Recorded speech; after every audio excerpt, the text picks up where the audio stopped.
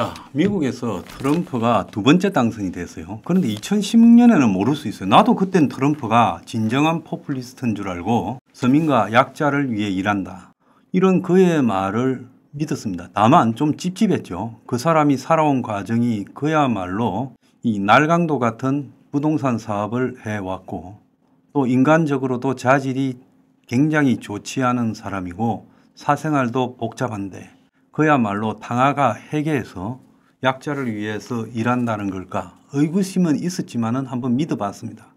그래서 그때 트럼프가 된다 하고 제가 굉장히 설파했어요. 그런데 그가 되고 나서 한 1년쯤 하는 행동을 지켜보니까 전형적인 선동형 파시스트에 가까운 사람이지 기본적으로 이자는 지도자가 아니다.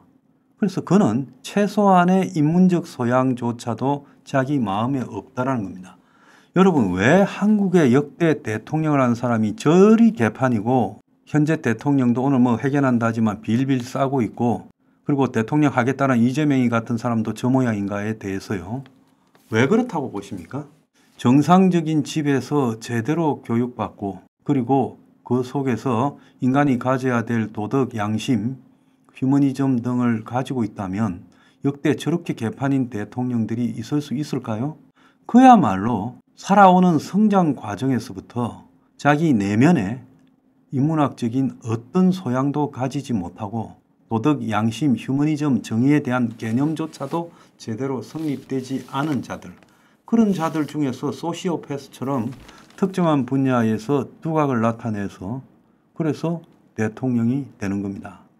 그래서 원래 소시오패스나 사이코패스 같은 사람들은 남의 고통에 둔감하면서 대중들에게 입에 침도 바르지 않고 거짓말하는데 능숙해서 선농가형으로 매우 유리하다는 거 아니에요? 그래서 트럼프도 소시오패스, 또 히틀러도 소시오패스, 무솔리니도 소시오패스, 다 소시오패스라는 거. 푸틴이고 시진핑이고 김정은이고요. 아주 정상적이고 크게, 사람은 다 누구나 크고 작은 실수를 하지만 그래도 결정적일 정도로 일탈을 하지 않고 자기 통제가 가능한 사람들도 많이 있어요. 한국 국민들 중에 그런 사람들도 제가 봤을 때 한 10분의 1은 될 거라고 봅니다. 그런데 10분의 1쯤 되는 그런 사람들이 사회적 지위층에 이르는 한 명도 이르지 못했다고 봐요. 그야말로 평균치 인간보다도 더 나쁜 도덕성, 양심, 휴머니즘을 가진 사람들이 대통령이 되는 겁니다. 그러니까 저 모양 저 꼴이에요. 기본이 안 됐잖아요. 자식과 마누라도 통제하지 못해요. 형도 통제하지 못해요. 심지어 유사 가족도 통제하지 못해서 전부 저 지경이 됐지 않습니까?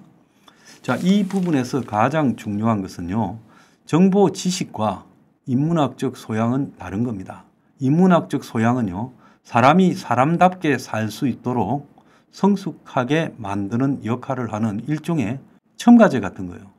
그래서 사람이 아무리 공부 잘하고 똑똑히, 우리 보면 뭐 전국의 1등한 정치인 이런 사람 보더라도요, 보면 도대체 저자가 내면에 뭘 갖고 있는가 이런 게 느껴지지가 않잖아요.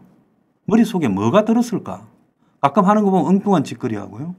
그러니까 공부 잘하는 거하고도 관계가 없는 겁니다.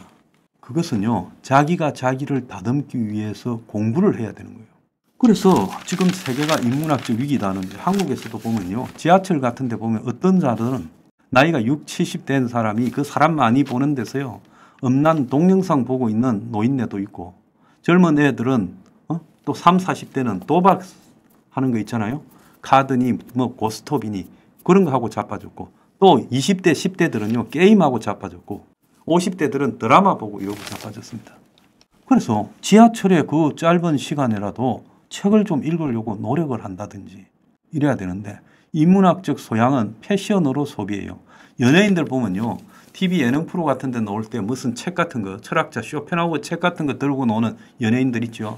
그리고 그런 거 읽었다고 또 과시하는 놈들 있죠. 그 책 자체도 원본이 아니라 그야말로 상업적 작가들이 다이제스트해서 만드는 겁니다. 그게 무슨 인문학적 소양이 있겠어요? 상품이죠. 그래서 이 인문학을 배제하는 사회는, 이거는 대중을 우중으로 만드는 사회라는 겁니다. 인간의 이 고유한 정신, 또 사상, 이런 것들이 몸에 배어서 사람은 살아가는 목적이 이런 거구나, 사람이 살아가는 동안에 이런 사고를 가지고 사람다워지려고 노력해야 되구나. 이런 것들은 인문학적 소양이 결여되면 그건 사람이 아니라 괴물이 되기가 십상인 겁니다. 그래서 트럼프 같은 자를 보고 저자가 언제 한번 인문학적인 독서를 제대로 했을까? 안 했을 거라고 봅니다. 과거에 히틀러의 독일과 스탈린의 소련이요, 이 인문학을 완전히 무시했죠. 자, 공산주의 사회는 이 공산주의의 도그마적인 이데올로기를 강제하면서 개인의 자유로운 사고와 사상을 억압했죠. 종교도 억압한 거 아닙니까? 그러니까 그게 사라진 공산주의 사회의 모습을 우리가 영화나 소설에서 많이 보지 않습니까? 다큐에서도 보고요. 사람이 도구처럼 살아가잖아요. 사람이 남들을 처형하는데도 그 KGB 이런 데서요, 아무런 야간말이 잡는 것보다도 더 쉽게 사람을 잡습니다. 그런 일들이 공산주의 사회, 히틀러 치하 독일에서 벌어졌어요. 그 왜 그랬을까요? 인문학적 소양이 결여된 거다. 자, 이 이야기를 하는 것은 미국이 어쩌다가 저 지경에 빠졌을까라는 겁니다. 미국인 상당수가요, 인문학적 소양이란 건 돈이 안 되는 거다라고 해서 무관심합니다. 미국에서요, 인문 철학적인 분야의 교수는요, 월급이 제일 작습니다. 생계가 어려울 정도예요. 그래서 미국에서부터 인문학이라는 것은 그야말로 필요가 없는 것이다. 돈 안 되는 거다. 이런 사고가 팽배합니다. 그 속에서 돈과 권력, 신분 상승이 미국의 목표가 됐지요. 그래서 그 유명한 마이클 샌들 교수가 당신이 모르는 민주주의라는 책을 썼습니다. 그 책에 보면요, 대중은 다수가 항상 옳은 것처럼 이야기하지만 그 다수가 우중일 때 정말로 위험해질 수 있다는 겁니다. 그래서 다수결이 중요한 게 아니라 지금 미국의 투표를 보면요, 해리스하고 트럼프하고 표차가 한 300만 표도 안 날 겁니다. 이 300만 표도 안 나는 표차 때문에 한 사람이 나라를 잡아서 이제부터 내 나라다, 내 마음대로 하겠다면서 미국의 방향을 완전히 돌려가는 것이 이게 옳은 겁니까? 결코 옳지 않지요. 그래서 해리스가 이번에 큰 실수를 한 부분은 트럼프하고 무슨 경제 부분에 식료품 가격을 통제하겠다 이런 수준으로 접근했기 때문에 실패한 거예요. 오늘날 미국의 민주주의와 또 미국의 자본주의가 위기에 빠진 원인, 그것이 불평등이다. 자, 불평등은 어디서 왔느냐? 기득권의 정경유착과 탐욕에서 왔다라고 생각하면서 기득권을 비판했으면 해리스가 그 어떤 행태로든 이겼을 겁니다. 그런데요, 고작 해야 식료품 값 통제해서 낮춰주겠다라는 철학이 결여돼서요. 트럼프는요, 개똥 철학이지만은 메이크 아메리카 그레이트 어게인이라는 걸 떠들고 다녔어요. 자, 이제 미국은 이 우중 정치에 의한 역사적 재편이 될 겁니다. 지금까지의 250년의 미국은 형식적으로라도 민주주의와 자본주의를 지향해 간다 하지만은 이제는 제가 아까 뉴핑에서 말씀드린 대로 유사민주주의와 정실 자본주의로 바뀌어가고 파시즘 국가로 갈 겁니다. 인플레 때문에 그러됐다. 다들 소득이 줄어서 그러됐다고 하지만은 그게 전부가 아니라 그 근원이 어디에서 왔는가, 그 부분을 지적했어야 된다고 봅니다. 그래서 미국의 민주주의가 이제 트럼프 2기에서 확실하게 위기에 빠졌어요. 그래서 이게 다 우중들 때문이라는 겁니다. 자, 숫자가 많다고 트럼프를 찍은 7,200~300만 되는 다수의 대중들이 민주주의를 할 역량이 있느냐?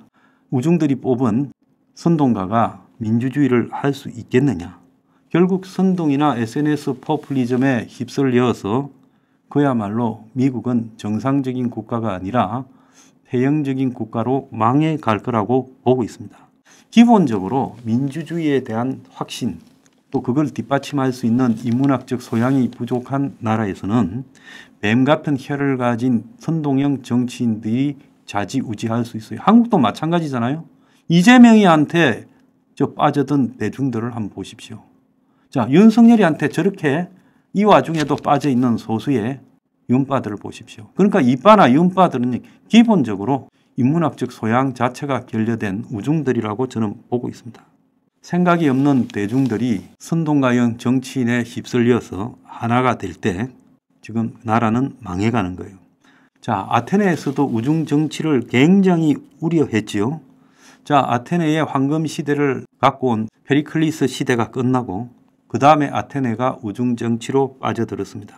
자, 민주주의는 데모크라티아고, 자, 데마고기는 우중 정치입니다. 그런데 이 두 개가 결국 대립을 했을 때 자칫 잘못하면 데모크라티아가 데마고기로 간다는 겁니다. 그래서 주권을 가진 현명한 시민이라는 것은 언제든지 그야말로 우중으로 전락할 수 있는 우려가 있는 동전양면과 같은 대상이에요. 민주주의가 자제와 통제, 휴머니즘에 의해서 정의에 의해서 제대로 된 방향으로 가려고 하는 노력이 나라 뭐 경제가 어려워진다, 불평등이 심화된다 이러면 대중이 시민이 우중으로 바뀌는 겁니다. 그럴 때 이제 선동가가 우중들을 결집하기 시작하면 순식간에 우중 정치가 나라를 지배하게 되는 거예요.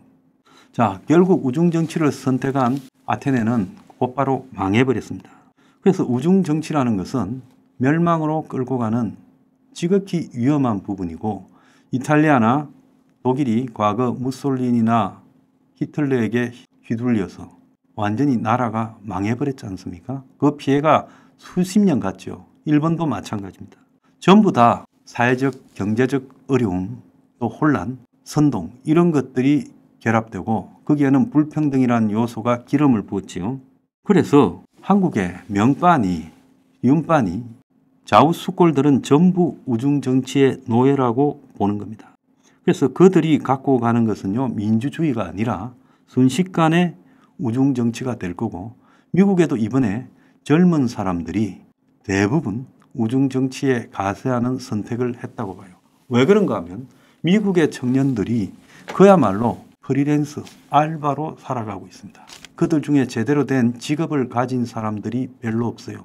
그 많은 사람들이 미국을 확 엎어버리겠다라는 부분에 공감을 했고 또 고졸 이하 백인들도 많이 공감을 했고 쇠락한 시골에 사는 사람들도 많이 공감을 했어요.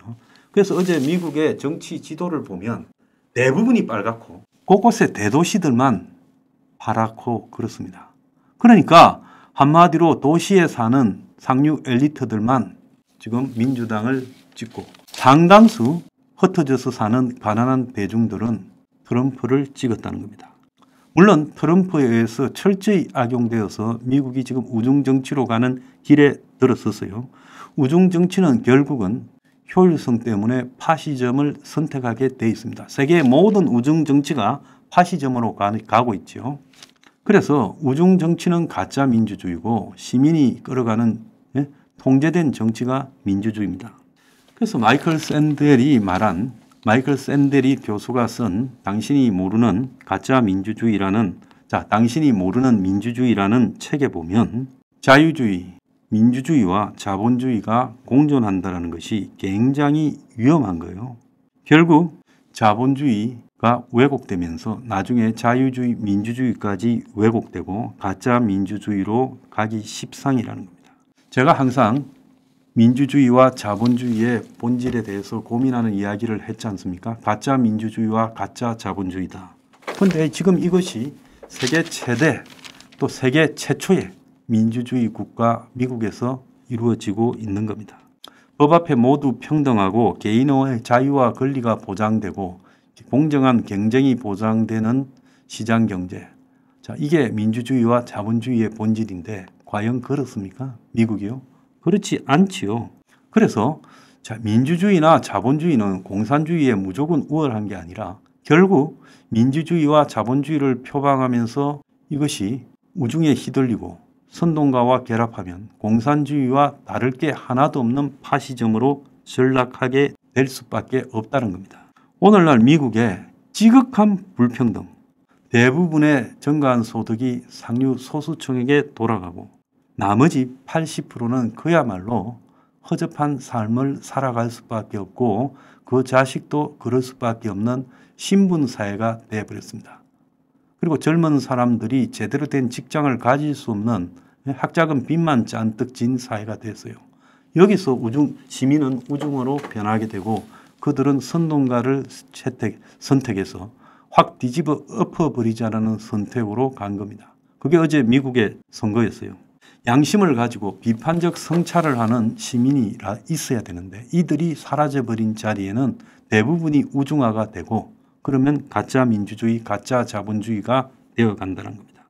플라톤이요, 철인 정치를 말했지요. 플라톤의 철인 정치는 뭐겠습니까? 우중들에게 휘둘리지 않는 현명한 철인이 이끌어가는 정치여야 한다라고 말을 했죠. 그러지 않으면 우중 정치로 간다. 지금 오늘날 한번 보세요. 미국의 저 우중 정치, 한국의 이 우중 정치, 이제 회복할 수 없는 길로 가고 있습니다. 각자 최악의 선택을 선거라는 제도를 통해서 하고 있어요. 자, 토크빌이 말했죠. 모든 대중들은 자기 수준에 맞는 민주주의를 가진다. 자, 미국의 대중들이나 한국의 대중들은 각자 미국의 수준과 한국의 수준에 맞는 정치를 가질 수밖에 없고, 그것은 결국 트럼프 같은 선동형 정치가가 그 나라를 망쳐가는 길을 선택해 간다는 겁니다. 자, 우리가요, 깨어있지 않으면 온 나라가 돈과 권력과 신분 상승과 불평등과 이런 속에서 대중들이 인간 양심을 잊어버리면 그것은 곧바로 우리 마음에 우중 정치가 들어서고, 그 우중 정치는 선동가를 기다리고 있어요. 이재명이가 나왔죠. 트럼프가 나왔죠. 다 몰려가게 돼 있는 겁니다.